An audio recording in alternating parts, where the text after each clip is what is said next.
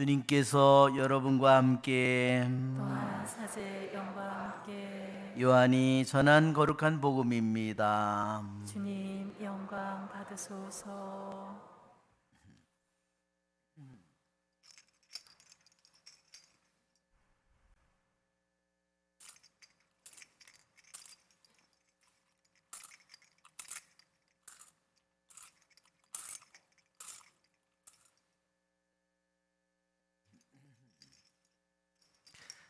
하느님께서는 세상을 너무나 사랑하신 나머지 외아들을 내주시어 그를 믿는 사람은 누구나 멸망하지 않고 영원한 생명을 얻게 하셨다.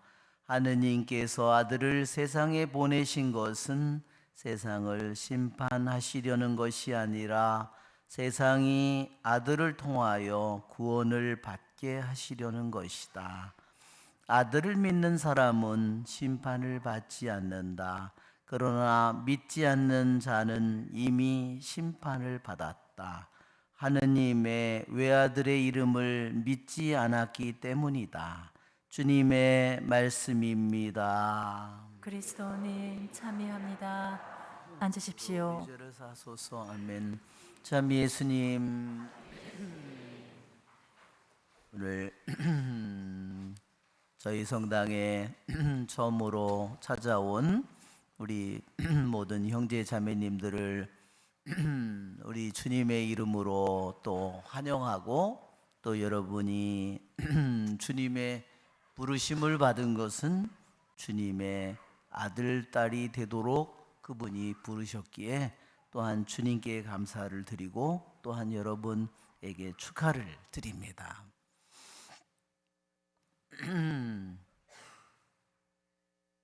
예. 오늘은 또한 우리 교회의 삼위일체 하느님 대축일이기도 합니다. 구약에서는 하느님이 한 분으로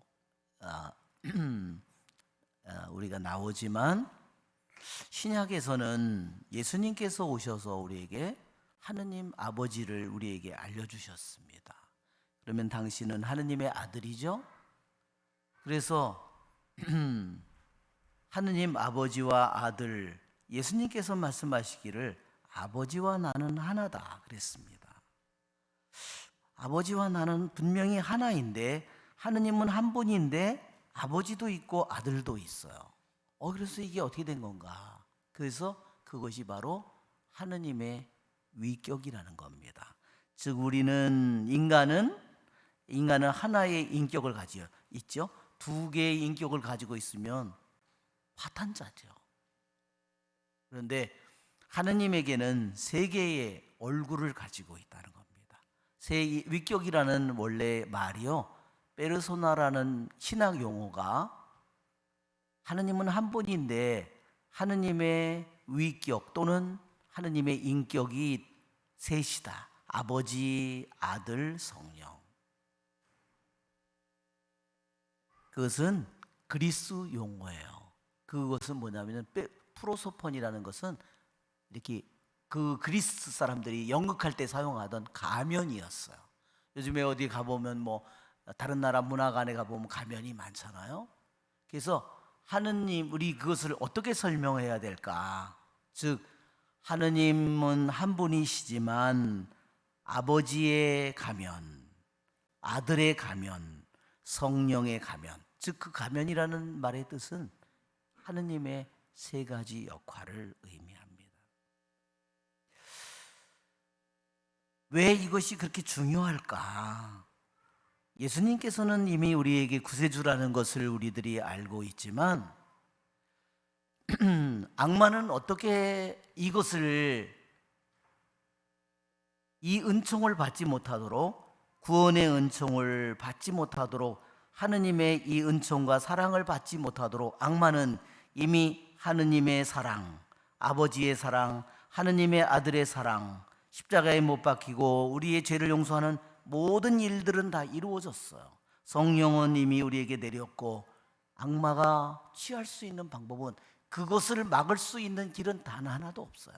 어떻게 악마가 하느님의 아들이 하는 일을, 하느님 아버지가 하는 일을 막을 수 있겠습니까? 막을 수 없죠? 일개 피조물이에요. 악마는 천사잖아요. 어떻게 일개 아무리 뛰어난 피조물이라 하더라도 어떻게 모든 것의 주인이신 창조주 하느님을 막을 수가 있겠어요?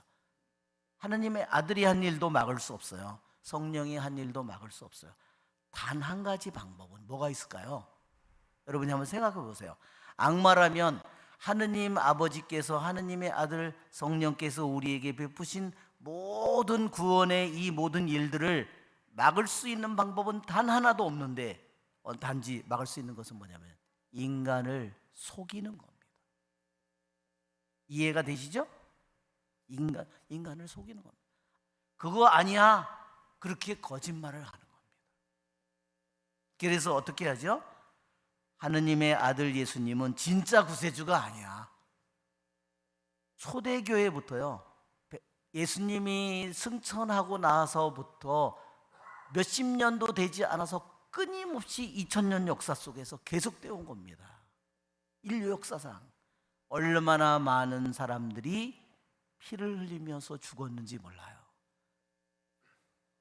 왜냐하면 그런 주장을 하는 사람들이 득세를 했고 왕권을 잡았고, 그러니까 주님이 구세주라는 것을 믿는 사람들을 무지무지하게 죽였습니다. 그것이 아리우스 이단인데, 이와 같은 사람들이 2000년 역사 속에 끊임없이 계속됐고 이 땅에서도 계속됐어요.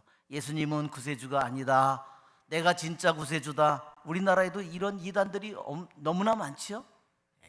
그것은 다 뭐냐면, 악마는 하느님 아버지, 하느님의 아들 성령께서 이루는 일을 막을 방법은 전혀 없습니다. 단지 인간을 속이는 겁니다. 거짓말을 믿도록 만드는 겁니다. 알았죠, 여러분? 하느님을 속일 수는 없어요. 그렇죠, 여러분?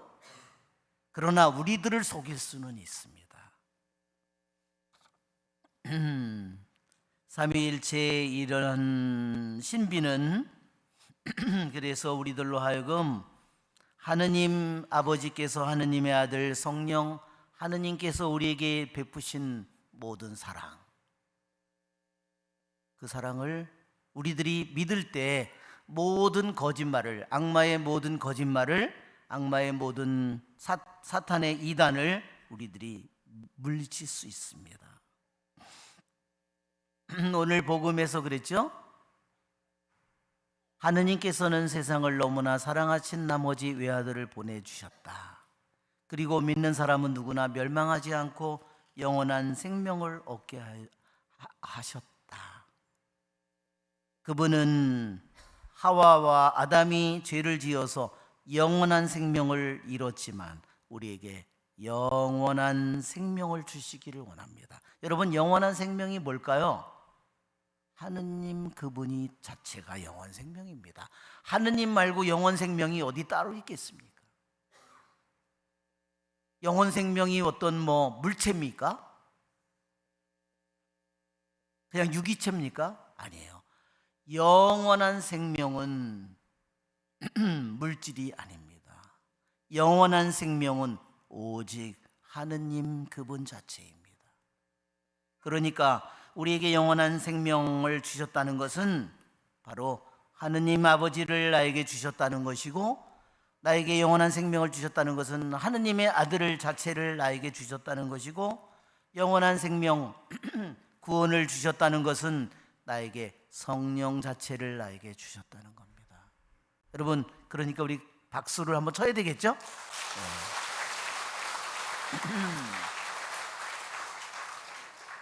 이렇게 순수한 마음을 가진 분이 어디 있을까요? 이렇게 진실한 마음을 가진 분이 어디 있겠습니까? 이렇게 선한 분을, 이렇게 선한 능력을 가진 분이 하느님 말고 또 누가 있겠어요? 이렇게 진실한 분이 하느님 말고 또 누가 있겠습니까? 하느님 그분은 가장 진실한 분이고, 왜 그 아들이 왜 그 아들을 믿지 않을 때 심판을 받는다고 얘기할까요?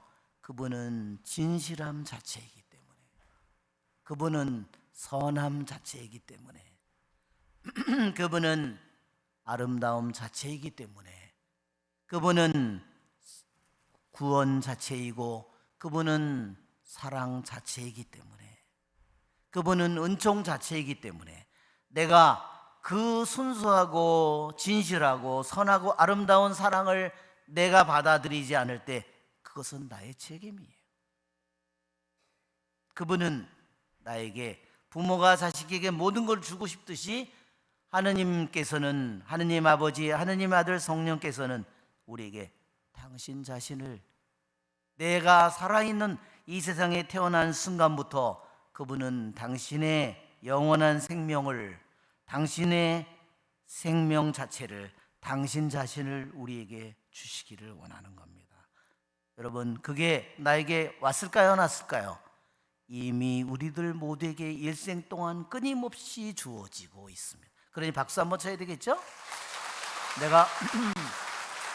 내가 구원을 받을까 못 받을까 걱정할 필요가 없습니다.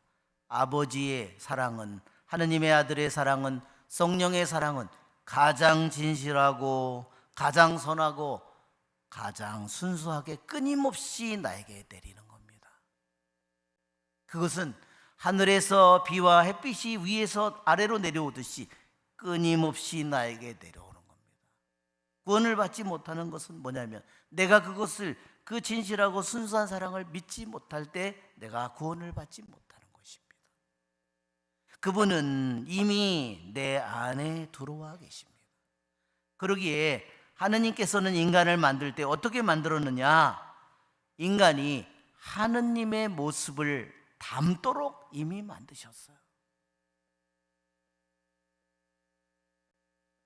내 안에 하느님의 모습을 간직할 수 있도록 이미 만드셨어요.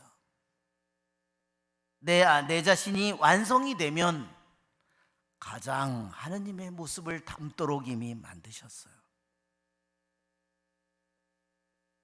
그분은 말씀으로, 하느님의 말씀으로 이미 나의 머릿속으로 들어오고, 하는 말씀으로 그분이 나에게 들어올 때 내가 머릿속으로 그걸 받아들이고 내 마음으로 믿고 그것을 내가 갈망하고 내가 그 말씀을 사랑할 때 내 마음속에서 이미 활동을 시작하는 겁니다. 싹이 트듯이.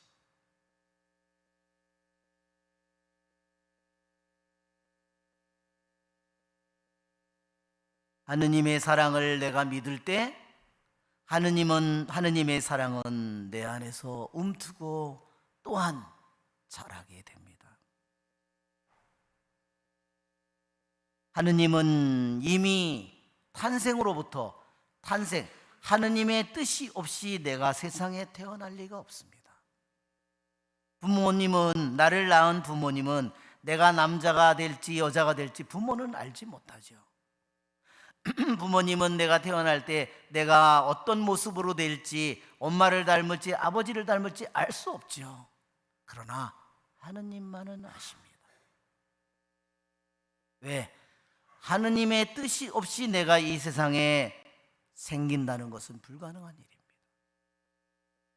하느님은 내 속속들이를 아시고 나의 성격을 아시고 내 품성을 아시고, 왜? 당신이 만들었기 때문에. 그러기에 이미 내가 탄생을 하기 이전부터 하느님은 나와 함께 계신 겁니다. 하느님의 뜻 속에, 내가 아직 태어나기 이전에 하느님의 뜻 속에, 계획 속에 있을 때부터 나는 이미 하느님이 나와 함께 있는 것입니다. 내가 육체의 꼴을 갖추지 않고 부모를 통해서 육체를 받지 않았는데도, 잉태되지도 않았는데 하느님의 뜻 속에 나는 이미 있습니다.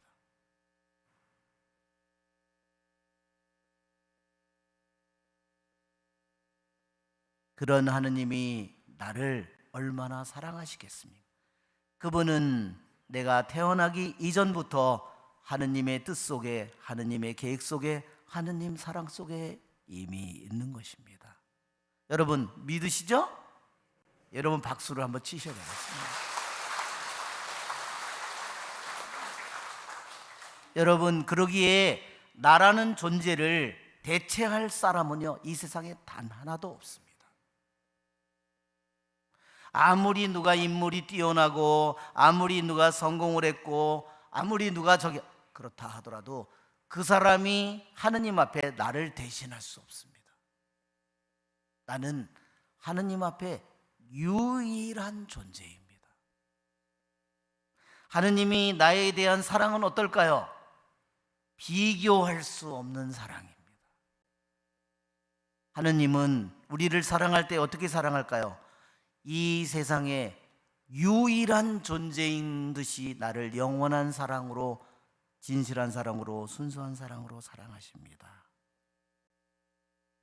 여러분, 그러기에 우리들이 주님의 이러한 존재와 주님의 이러한 사랑을 내가 믿을 때 나는 내 영혼이 얼마나 고귀한 영혼인지를 알게 됩니다. 시에나의 카타리나 성녀는 말했습니다. 하느님 아버지, 하느님의 아들, 하느님의 성령은 모든 것을 창조하신 아버지는 창조주이시죠. 예수님은 구세주이시죠. 성령은 성화를 시키는 주님이시죠. 그런데 그분은 우리의 영원한 생명을 잃은 우리에게 죽어야 할 우리 인간을 위해서 그분은 당신 자신을 우리의 종이 되게 하셨고 우리의 음식이, 우리 영혼을 위한 음식이 되게 하셨습니다. 그것이 미사에서 이루어지는 겁니다. 예수님의 몸과 피를 우리에게 영원한 우리 영혼의 음식으로 주는 것, 그것이 바로 십자가에서 당신이 몸을 바쳐서 이루어지고 이 제대에서 끊임없이 계속되는 겁니다. 그러니 여러분은 이 세상에 가장 행복한 자리에 온 것입니다. 이것을 잃어버린다면 여러분 내 안에 있는 하느님을 잃어버린다면 나는 영원한 지옥이 지금 이 순간부터 이미 시작된 것입니다. 내 안에 있는 이 하느님을 빼앗아 가려고 악마는 수많은 거짓말을 나에게 앞으로 해야 될 거예요. 그리고 나를 유혹할 겁니다. 가톨릭에는 구원이 없다든, 가톨릭에 우상 숭배를 한다든, 뭐 수많은 거짓말을 하면서 성경 기조를 내세워서 우리를 성물을 갖다 버려라, 성당을 가지 마라, 그렇게 수많은 유혹을 받을 것입니다. 여러분은 주님이 여러분 자신을 가장 진실하고 가장 아름다운 교회로, 가장 주님이 세운 교회에 여러분이 왔다는 사실을 굳게 믿으시기를 바랍니다. 우리의 좋으신 주님을 찬미합시다. 일어서십시오. 네, 우리 사도신경을 함께 바치겠습니다. 전능하신 천주 성부, 천지의 창조주를 저는 믿나이다.